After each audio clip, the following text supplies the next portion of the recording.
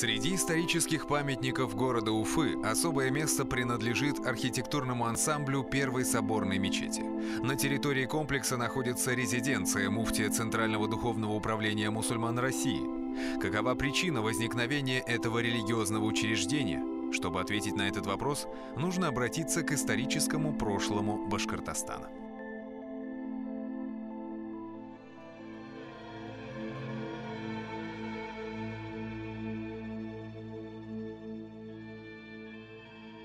Ислам на территорию современного Башкортостана стал проникать в эпоху могущественного хазарского каганата, который сумел интегрировать в единое политическое пространство почти всю территорию Восточной Европы.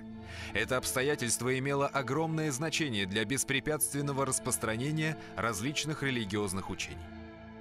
Иудаизм, исповедовавшийся правящей верхушкой Хазарии, не был религией прозелитической, например, в отличие от ислама и христианства.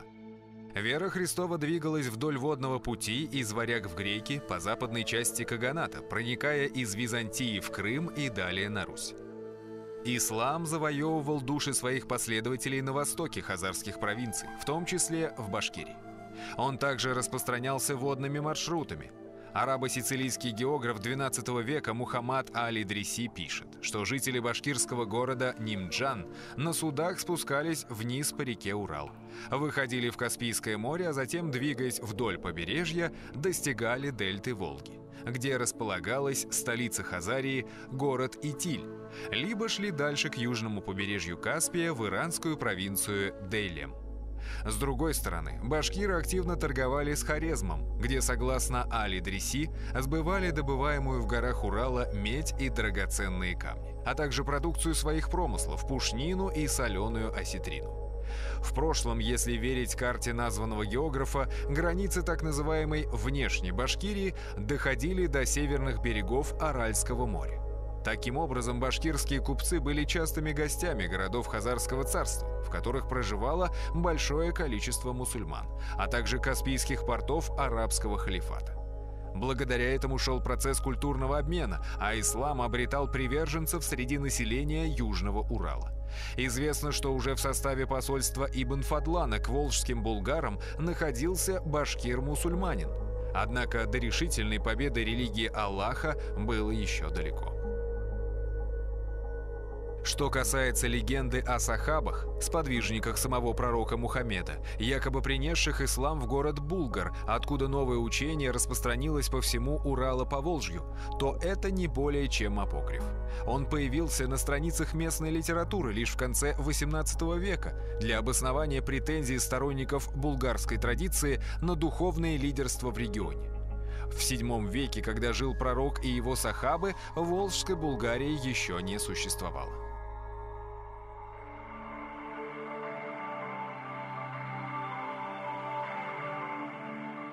Южный Урал, являясь естественной крепостью, на протяжении многих веков был убежищем для осколков великих империй прошлого – Сармата-Алан, гуннов, тюрков, венгров, наконец, монголов. Постоянный приток в Башкирию все новых и новых кочевых орд, исповедовавших самые различные верования от тенгрианства до несторианства, долгое время не позволял исламу утвердиться в качестве господствующей религии. В тех странах, где не было мусульманского правления, исламский призыв шел посредством проповеди неофициального духовенства, суфийских шейхов, представлявших различные братства-тарикаты. Не исключением была и Башкирия. В XIII веке в Восточной Европе устанавливается власть язычников-монголов. Именно к этому времени относится деятельность одного из самых почитаемых башкирами шейхов, похороненного на горе Ауштау в Учелинском районе Башкортостана. Эпитафия могилы гласит: «Это усыпальница шейха по имени Мухаммад Рамазан Аль-Ауш. Жил в век Берке-хана, строителя города Сарай». Эпохальным событием в истории Евразии стал приход в 1313 году к власти в Золотой Орде хана Узбека, объявившего ислам государственной религией своего государства. Однако в Башкирии он стал господствующим исповеданием задолго до его реформы. Окончательная победа ислама связывается с именем Хусейн-бека, шейха суфийского ордена Ясавия. Он прибыл в Башкирию по призыву ее правителя, о существовании которого писали миссионеры Ватикана. В XIII-XIV веках на Южном Урале побывало несколько католических миссий, искавших прародину венгров. Иоганн Венгр писал генералу ордена францисканцев: «Государя же всей Баскардии с большей частью его семьи мы нашли совершенно зараженным сарацинским заблуждением. Когда же мы участили поучения о вере и доказали сарацинским ученым всеми доступными нам способами, что весь их закон ложный, нас схватили и с жестокостью заключили в тюрьму, заковав в железо». Далее в письме говорится, что здешние монгольские наместники исповедуют христианство несторианского толка и преследуют мусульман. Однако, несмотря на это, мы видим, что государь всей Баскардии и его народ не только не отступают от своей веры, но и, рискуя жизнью, заключают католических священников в тюрьму, когда те возводят хулу на их религию. Интересно и то, что при дворе правителя Башкирии находятся сарацинские ученые, то есть знатоки Корана, сунны пророка и шариата.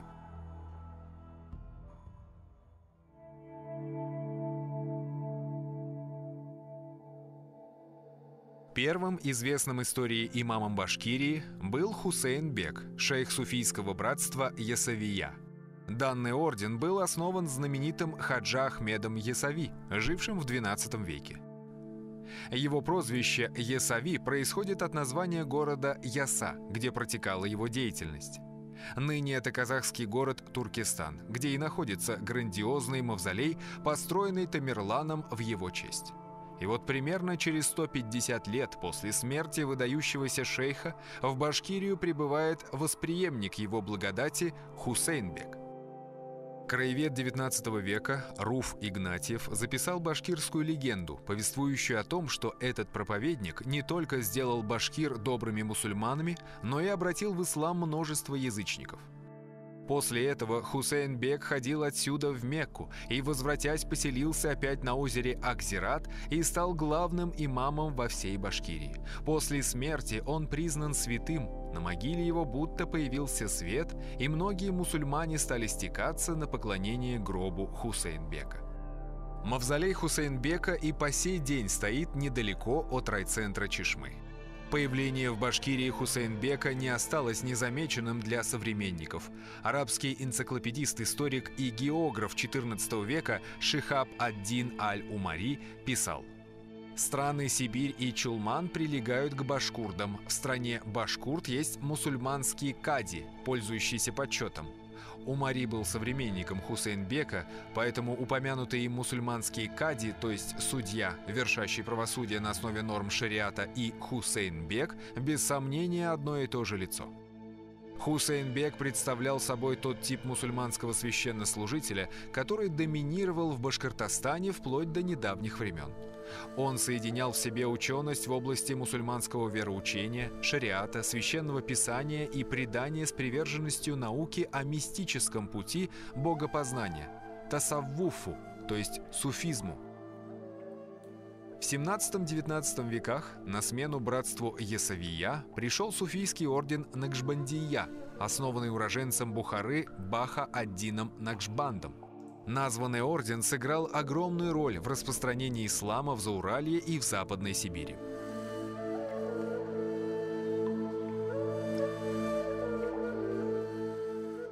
По условиям вхождения Башкирии в состав русского государства, ее населению гарантировалось право владения собственной землей на правах вотчинников, а также неприкосновенность их религии.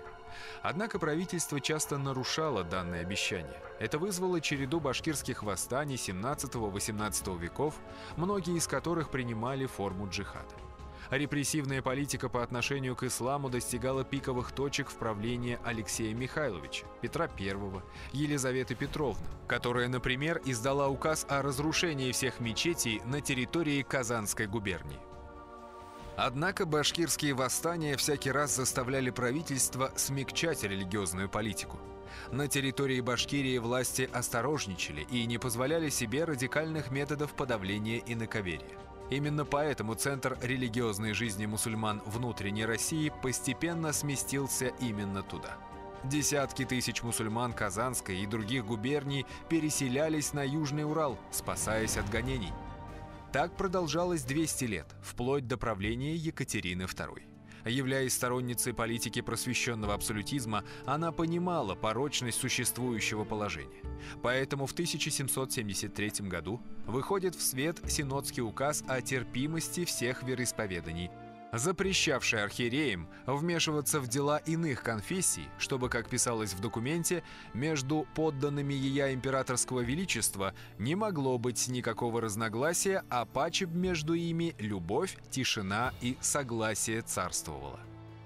Принятие этого выдающегося по своему значению акта совпало с началом пугачевщины, в которой приняло участие подавляющее большинство башкирского населения. Тем не менее, мудрая императрица не отказалась от прежнего курса на диалог с исламом. И в 1787 году по ее приказу в типографии Академии наук впервые в России был напечатан полный текст Корана. Показательно, что именно правление Екатерины положило конец башкирским восстаниям, причем преимущественно мирными средствами. 22 сентября 1788 года императрица подписала указ о создании Оренбургского Магометанского духовного собрания, чем, если и не уравняла ислам с государственной религией Российской империи, православием, то окончательно легализовала его. Однако, почему вновь учрежденный орган получил название «Оренбургская»? Дело в том, что Башкирия, в которой проживало наибольшее число мусульман Российской империи, входила в состав одноименной губернии. К тому же управление и штаб созданного в 1798 году башкиро-мещерятского казачьего войска находилось в Оренбурге, а муфтий, по сути дела, стал главным войсковым имамом. Тем не менее, местом его пребывания была избрана Уфа, как исторический центр Башкирии. Последствия этих религиозных и административных реформ не замедлили сказаться. Начало Отечественной войны 1812 года вызвало в крае небывалый доселе взрыв российского патриотизма. Зрительным символом той эпохи является чудом сохранившееся знамя 5-го башкирского полка, на котором наряду с формулой мусульманской шахады «Нет Бога, кроме Аллаха, и Мухаммед его посланник» изображен двуглавый российский орел.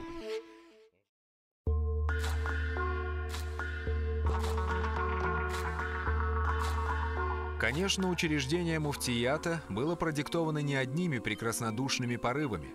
Акт о веротерпимости привел к бесконтрольному росту числа мусульманских проповедников, некоторые из которых вели враждебную России агитацию в пользу османского султана, что не могло не беспокоить оренбургского губернатора Игельстрёма.